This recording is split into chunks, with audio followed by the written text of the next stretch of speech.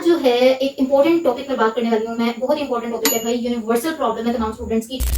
Admission ले लेते हैं, एडमिशन के बाद ना हर 6 सेमेस्टर के बाद एक ही टेंशन होती है हर स्टूडेंट को, फीस कैसे दें। गवर्नमेंट यूनिवर्सिटी का ना एक यही फायदा होता है, आप अच्छे से उनको ना लूट सकते हैं, इनसे स्कॉलरशिप्स ले सकते हैं, नीड बेस्ड भी होगी, मेरिट बेस्ड भी होगी, हर तरह की स्कॉलरशिप आप ले सकते हैं।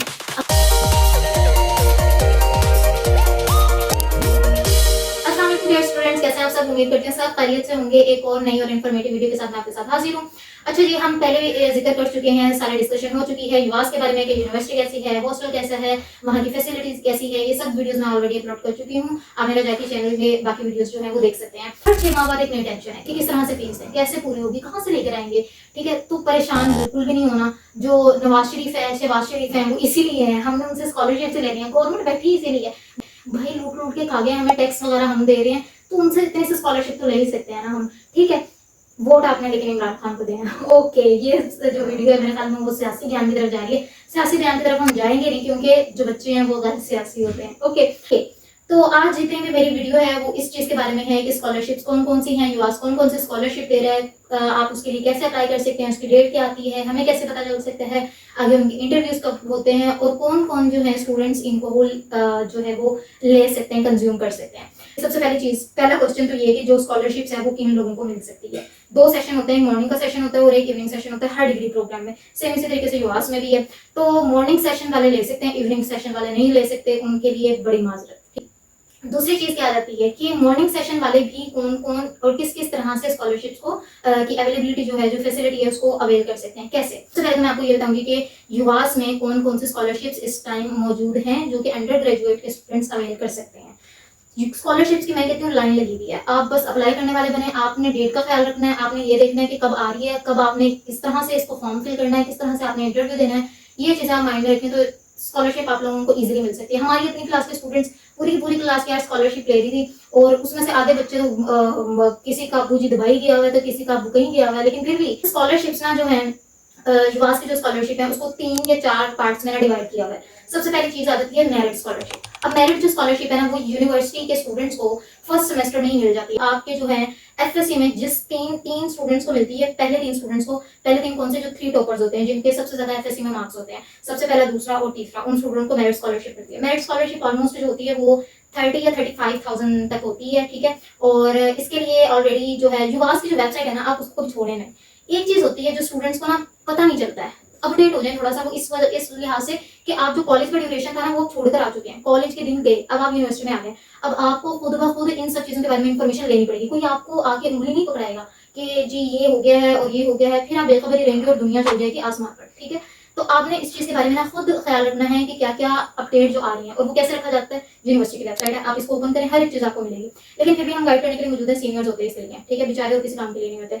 अच्छा जी, तो सबसे पहली बात आ जाती है कि यूनिवर्सिटी की स्कॉलरशिप जो मेरिट स्कॉलरशिप है, मेरिट बेस्ड स्कॉलरशिप पहले 3 स्टूडेंट्स को मिलती है, और उसका फॉर्म जो है, आप एसटीसी जाते ही हैं रोजाना, वहाँ पे कैफे है, खाने पीने तो जाते होंगे, तो बाहर नोटिस बोर्ड भी है भाई, गर्ल्स कॉमन रूम के बिल्कुल साफ नोटिस बोर्ड है, तो गर्ल्स कॉमन रूम की तरफ तवज्जो देने की बजाय ना नोटिस बोर्ड की तरफ तवज्जो दें। वो इस तरह से कि उस पर हर एक स्कॉलरशिप के बारे में आपको नोटिस भी मिलेगा। नोटिस बोर्ड है ही इसीलिए। अच्छा, पहली तो क्या थी मेरिट बेस्ड स्कॉलरशिप। दूसरी क्या है, हमारे पास पब्लिक सेक्टर स्कॉलरशिप्स भी हैं। सब पब्लिक सेक्टर स्कॉलरशिप्स में क्या कौन कौन सी आ जाती है। यूनिवर्सिटी मेरिट स्कॉलरशिप सबसे पहले मैंने आपको बात बता दी। एचईसी नीड बेस्ड स्कॉलरशिप आ जाती है, Benazir undergraduate scholarship project आ जाता है, युवास ज़कात फंड आ जाता है, गिलगित बल्तिस्तान स्कॉलरशिप है, एजेके स्कॉलरशिप है, पंजाब एजुकेशनल इंडोमेंट फंड यानी कि पीफ स्कॉलरशिप है, पाकिस्तान बैतुल माल स्कॉलरशिप है, और नेशनल इंडोमेंट स्कॉलरशिप टैलेंट यानी कि नेस्ट भी है, और फाटर स्कॉलरशिप भी है। ये सब स्कॉलरशिप जो है वो पब्लिक सेक्टर वाली स्कॉलरशिप्स हैं जो कि मिलती हैं।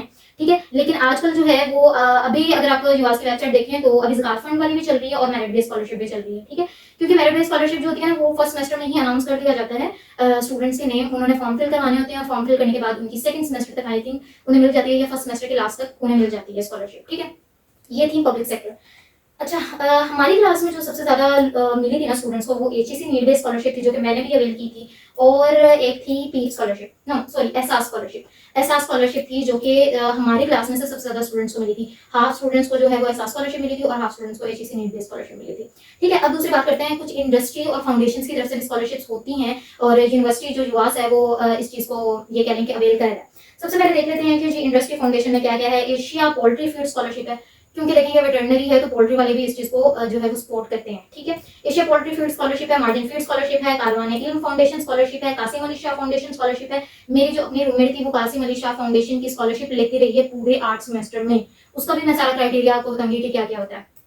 अल्लाह वाले ट्रस्ट स्कॉलरशिप है, उनमें आफ्ताब मेमोरियल ट्रस्ट स्कॉलरशिप है, दिया फाउंडेशन स्कॉलरशिप है एंड फौजी फाउंडेशन स्कॉलरशिप है। ये सब वो हैं जो फाउंडेशन की तरफ से सपोर्ट किया जाता है जिन स्टूडेंट्स को।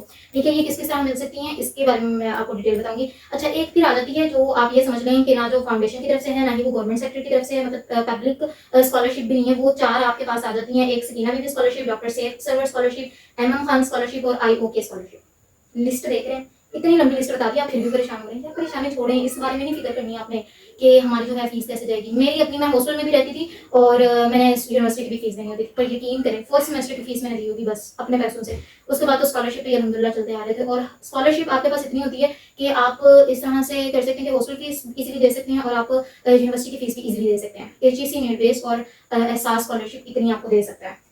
ठीक है, अच्छा दूसरी चीज ये आ जाती है कि अब हमें पता कैसे चलेगा कौन सी बेहतरीन है, कैसे अप्लाई करना है। इसके बारे में भी आपको मजीद डिटेल बताती रहूंगी। जैसे ही किसी भी स्कॉलरशिप की अपडेट आएगी मैं इंशाल्लाह आपको भी बताऊंगी। इसके अलावा मेरे चैनल को भी आप फॉलो कर दें, उसमें भी मैं इन्फॉर्मेशन देती हूँ, डिस्क्रिप्शन में मैंने उसका लिंक भी दिया होगा।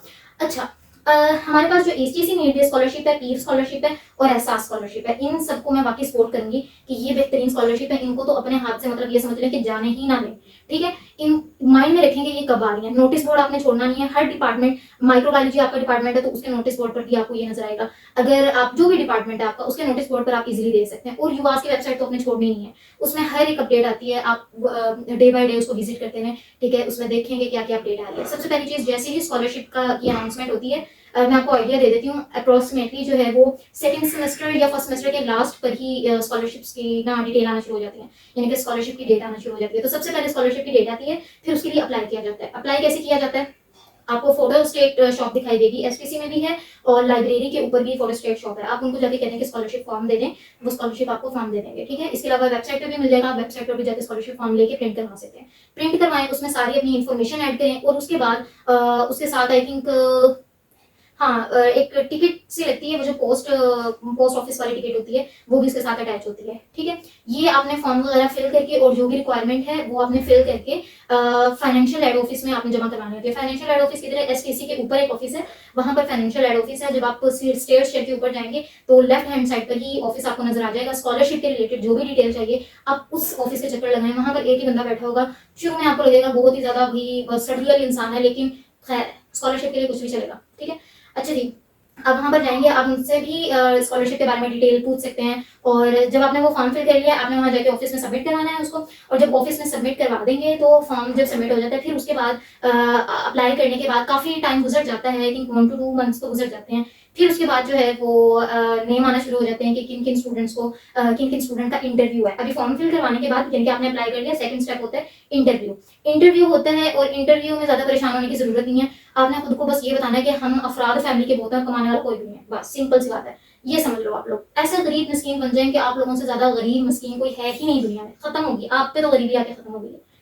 ए मेरे पास पैसा नहीं है, मैं पैसा नहीं है मेरे पास, हालत इतनी बुरी है, मैं खाने के पैसे नहीं है, मोहताज हूं इन वकीलों को मैं। ठीक है, इस तरह से आपने बदले जाना और कुछ भी नहीं पूछा जाता। बाकी यही चीजें होती हैं, किसी से ज्यादा पूछ लेते हैं, किसी से नहीं पूछते हैं, बस इतनी सी चीज है, कुछ भी नहीं होता। इसके बारे में ज्यादा परेशान होने की जरूरत नहीं है। ज्यादातर यही होता है कि मॉर्निंग वालों की पूरी क्लास को ही स्कॉलरशिप मिल जाती है। किसी को एचईसी नीड बेस मिल जाती है, किसी को मेरिट बेस मिल जाती है, या किसी को एहसास वाली तो परफेक्टली मिल जाती है। ठीक है, इंटरव्यू हो जाता है। इंटरव्यू के बाद फिर आई थिंक उसमें भी 1 मंथ तो अप्रोक्सीमेटली लगता है। ठीक है, फिर जब 1 मंथ तकरीबन हो जाता है तो फिर इंटरव्यू के बाद HBL अकाउंट में डायरेक्ट जो है वो आपकी स्कॉलरशिप की पेमेंट आ जाएगी। तो कोशिश ये करें जब आप फॉर्म फिल कर रहे हो तो उस पर आपने HBL का अकाउंट मेंशन करें। अपना अकाउंट जो है वो HBL का ही ओपन करवाएं, उसमें डायरेक्ट आपकी पेमेंट आ जाएगी। ठीक है, लेकिन अगर आप HBL नहीं करवाते, आप कोई और करवाते हैं, तो फिर आपको जा जाके ना ऑफिस के चक्कर काटने पड़ेंगे कि चलान आया या नहीं आया, स्कॉलरशिप चलान आया या नहीं आया। यानी कि फिर आपको वो चलान चेक लेना पड़ेगा। सॉरी मैं बार बार चलान के दिन चेक लेना पड़ता है। वो चेक लेंगे, फिर उसके बाद आप बैंक जाएंगे, फिर आप बैंक जाके वो निकलवाएंगे। वो बड़ा बहुत मुश्किल काम है, तो इन चक्करों में ना पड़िएगा। मैं आपको ये सजेस्ट करूंगी कि जब भी आप स्कॉलरशिप फॉर्म फिल करें, आपने HBL का ही अकाउंट वहां पर मेंशन करना है। अपना जो अकाउंट है वो HBL का ही आप लिखें, ताकि आपको इन झंझटों में ना पड़ना पड़े। ठीक है, ना करें। अच्छा, एक और चीज के बारे में मैं आपको बता रही थी, एक स्कॉलरशिप थी, हाँ मैं आपको बता रही थी कासिम अली शाह फाउंडेशन स्कॉलरशिप। मेरी जो रूममेट थी वो ये अवेल कर रही थी, HND की स्टूडेंट थी, वो ये अवेल कर रही थी। और किस तरीके से उसने अप्लाई की है इस चीज़ के लिए, ठीक है। और उनके ना सेशन लेने पड़ते हैं आपको पूरे मंथ में 4 डेज जो है आई थिंक वो सेशन उनका अटेंड करना पड़ता है। सेशन में क्या होता है कि सेशन में आपको वो थोड़ा सा मोटिवेशनल लेक्चर देंगे या आपको कुछ ग्रामर समझाएंगे या आपको किस तरह से आप लोगों से बात कर सकते हो, ये सब चीज़ें आपको समझाते हैं। यानी कि सेशन में ये सब कुछ होता है और वो मस्ट होता है कि आपने सेशन अटेंड करना होता है। तो आई थिंक पर मंथ जो है 10,000 स्कॉलरशिप मिलती है, कासिम अली शाह फाउंडेशन वाली स्कॉलरशिप। तो आई थिंक ये भी एक सही थी, मतलब लेकिन मैं फिर भी जो है ज़्यादा प्रेफर करूंगी ना वो HEC है और एहसास है। HEC जो थी वो आपके पास आती थी यानी कि 6 मंथ्स बाद, यानी कि 1 सेमेस्टर आपका गुजर गया तो नेक्स्ट सेमेस्टर के लिए जो है वो HEC नीड बेस्ड स्कॉलरशिप आ जाया करती थी। आपको हर दफ़ा हर सेमेस्टर में फॉर्म फिल करवाना होता है, लेकिन इंटरव्यू कॉल और वो जो सिलेक्शन होती है वो एक ही दफ़ा होती है, ठीक है। लेकिन हर सेमेस्टर में आपको फॉर्म फिल करवा के सबमिट करवाना होता है, ठीक है। और एहसास की जो है स्कॉलरशिप वो 1 साल बाद मिलती थी, यानी कि 1 ईयर का ड्यूरेशन होता था, ठीक है, इस तरह से था। लेकिन जो एहसास की स्कॉलरशिप थी ना उसमें आई थिंक स्टूडेंट्स ने 96,000 अबव जो है उनको पेमेंट मिला करती थी, 96,000 अबव, ठीक है, जो कि आसानी से उनके लिए काफ़ी होती थी। आप आराम से हॉस्टल की ड्यूज भी दे सकते हैं, आप इसमें यूनिवर्सिटी फीस भी दे सकते हैं और आप अपना हॉस्टल का खर्चा भी इसमें से निकाल सकते हैं, ठीक है। और जो HEC थी वो हमें मिला करती थी 52,000 समथिंग मिला करती थी, यस, ठीक है। जिसमें से आप देखें कि हमने जो हॉस्टल की फीस और यूनिवर्सिटी की फीस देनी होती थी वो टोटल मिला के लगती थी 42,000 समथिंग, ठीक है। तो उसके बाद भी हमारे 10,000 बच जाया करते थे, जो कि चलें एक मंथ के लिए काफ़ी होते हैं, ठीक है। तो ये सब चीज़ें थी जो कि एक स्कॉलरशिप लेने से आप काफ़ी कुछ अपना जो एक वो जो बर्डन है ना ये आप अपने सर से उतार सकते हैं, ठीक है। तो कोशिश यही करें कि इन दोनों में से कोई ना कोई स्कॉलरशिप लेने की भरपूर कोशिश करें। आपका बहुत सा बर्डन क्या सारा ही बर्डन खत्म हो जाता है, आपके सर पर कोई बर्डन ही नहीं रहता, आपको फिक्र नहीं होती कि अगला सेमेस्टर अगले सेमेस्टर खत्म होने वाला, अगली फेज, क्योंकि सेमेस्टर खत्म होने में ना बिल्कुल टाइम नहीं लगता है। ऐसे ऐसे गुजरेगा आपका सेमेस्टर, यहाँ पे आपके 2 हफ्ते गुजरे, यहाँ पे मिड आ गए, यहाँ पे 2 हफ्ते गुजरे, फाइनल आ गए। कोई इन्फॉर्मेशन चाहिए, कोई गाइडलाइन चाहिए, आपको कोई क्वेश्चन हो या कमेंट करो, कमेंट सेक्शन आपके लिए खोला हुआ है, यकीन करें आपके लिए खोला हुआ है। कमेंट करें, बताएं, पूछें आप, बल्कि मुझे भी बताएं नेक्स्ट वीडियो में किस चीज़ पे बनाऊं, ठीक है।